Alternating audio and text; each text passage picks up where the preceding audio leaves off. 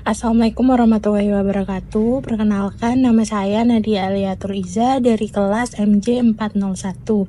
Hari ini saya akan melakukan presentasi untuk memenuhi tugas perekonomian Indonesia terkait kondisi kemiskinan dan pengangguran di era digital.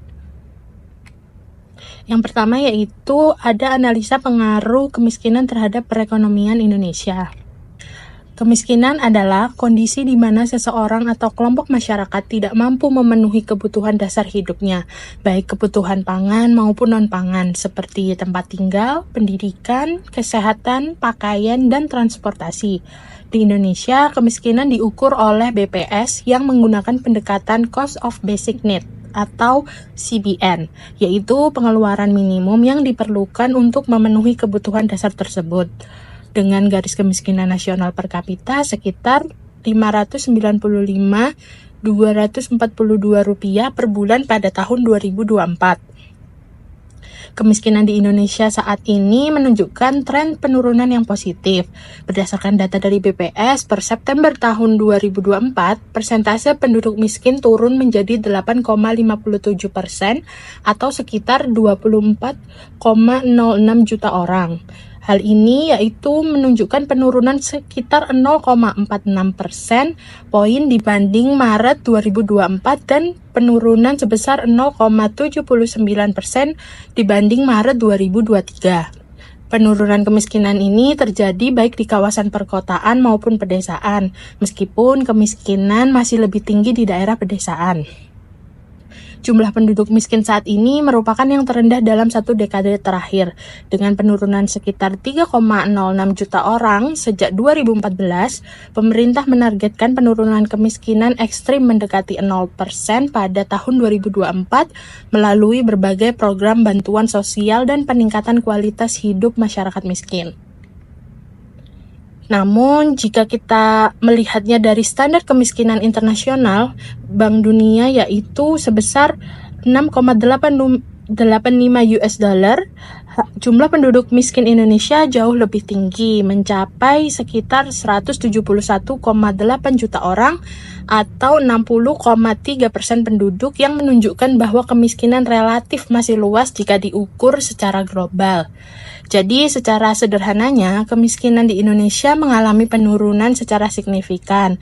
Namun jika dilihat secara global menunjukkan angka yang jauh lebih tinggi, sehingga tetap memerlukan adanya pendekatan multidimensional dalam pengentasan kemiskinan.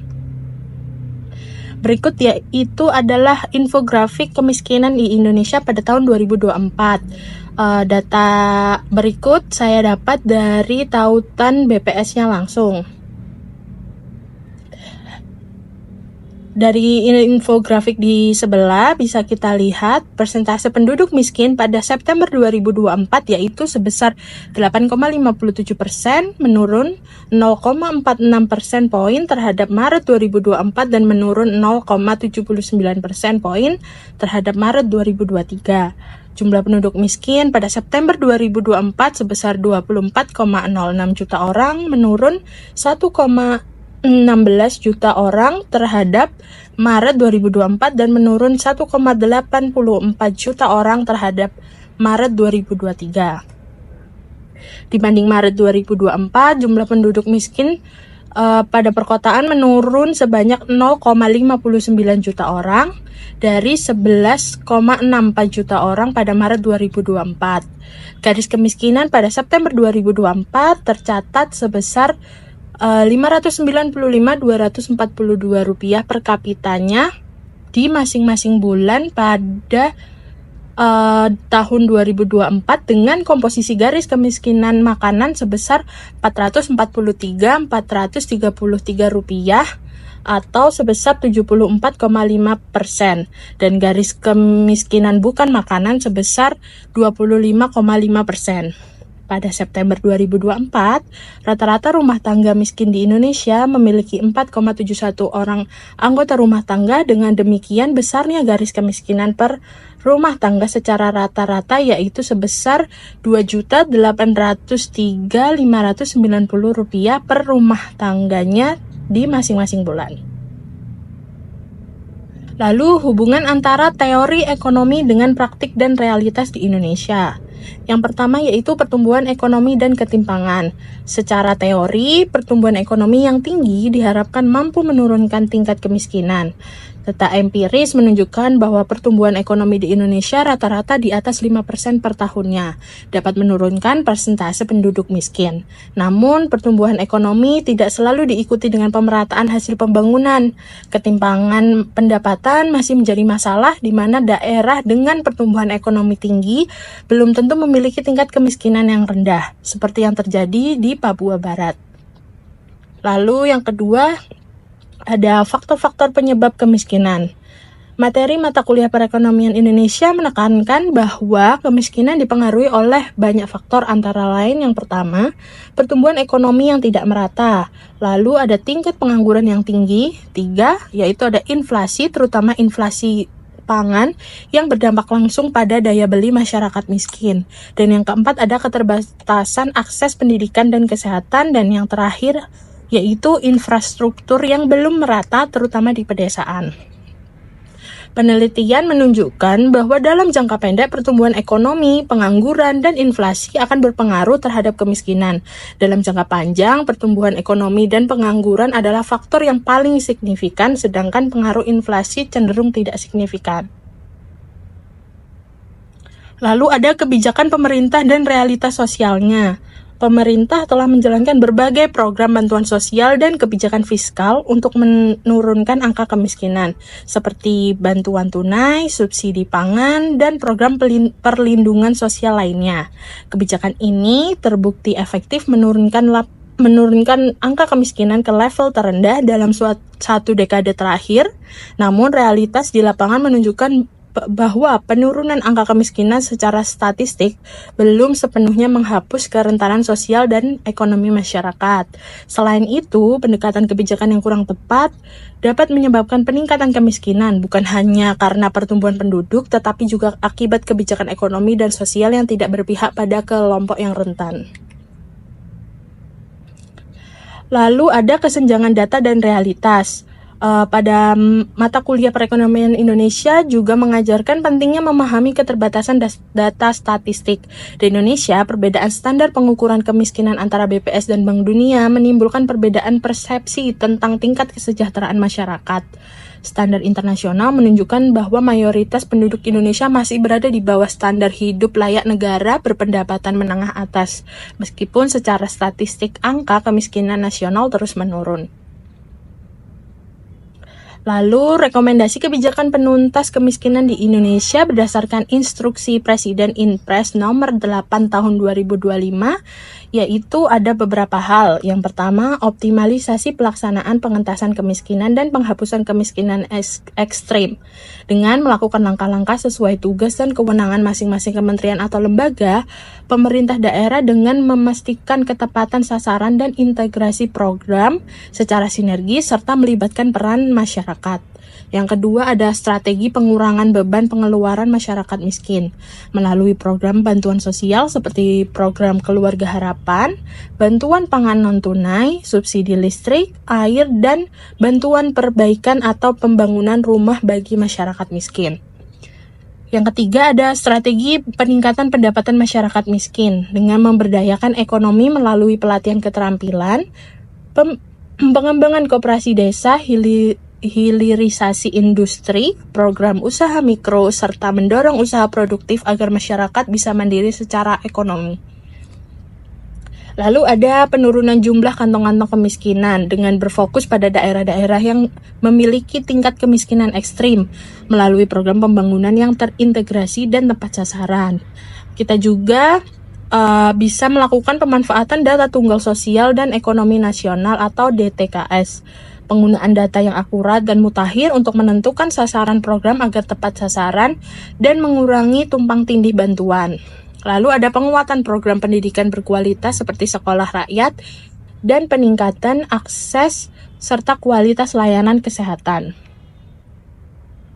Selain itu, pada Inpres nomor 8 tahun 2025 disebutkan juga kita harus melakukan penguatan koordinasi dan sinergi antar kementerian atau lembaga dalam pemerintah daerah. Lalu kita harus melakukan juga monitoring dan evaluasi secara berkala, serta komitmen anggaran yang kuat. Pemerintah sendiri sudah mengalokasikan anggaran perlindungan sosial sebesar 503,2 triliun pada APBN 2025 sebagai bukti keseriusan dalam mengatasi kemiskinan dan ketimpangan sosial. Lalu selanjutnya yaitu ada analisa pengaruh pengangguran terhadap perekonomian Indonesia. Pengangguran di Indonesia yaitu adalah kondisi di mana penduduk usia kerja yang termasuk dalam angkatan kerja tidak memiliki pekerjaan, tetapi sedang aktif mencari pekerjaan atau sedang mempersiapkan usaha baru atau sudah diterima pekerja namun belum memulai bekerja. Pengangguran di Indonesia saat ini menunjukkan dinamika yang kompleks. Menurut BPS per Februari 2025, tingkat pengangguran terbuka atau TPT tercatat sebesar 4,76%, mengalami penurunan tipis dibandingkan Februari 2024 sebesar 4,82%. Namun jumlah pengangguran absolut justru meningkat menjadi sekitar 7,28 juta orang, naik sekitar 83.000 orang dari tahun sebelumnya. Lulusan SMK menjadi kelompok dengan tingkat pengangguran tertinggi, diikuti lulusan SMA dan perguruan tinggi. Lalu, Dana Moneter Internasional atau IMF memproyeksikan tingkat pengangguran Indonesia akan naik menjadi 5% pada tahun 2025. Dengan pengangguran tertinggi kedua di Asia setelah Cina.